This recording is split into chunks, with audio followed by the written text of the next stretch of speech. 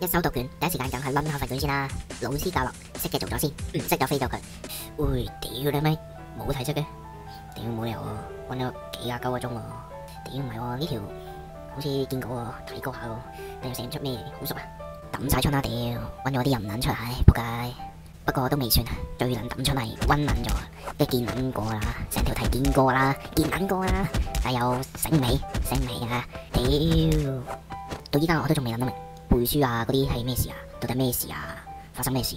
叫人溫嗰啲，照出翻嗰啲咪算咯。有揀題啊嗰啲咁，又成搞咁多嘢，一有改題型啊，跟住整死人哋咁樣，即係老老實實啦。第日都唔會無啦啦有個人問你走埋問四書五經啊嗰啲咁嘅嘢啊，考古學家啊屌你！再者都唔會無啦啦人行埋問你叫你微積分啊啲咁話，真係好真係黐線啊！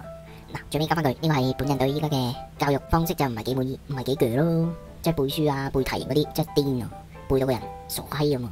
問世間情是何物，直教生死相許。烏當當係烏當當，莫奈何係莫奈何。你阿媽係。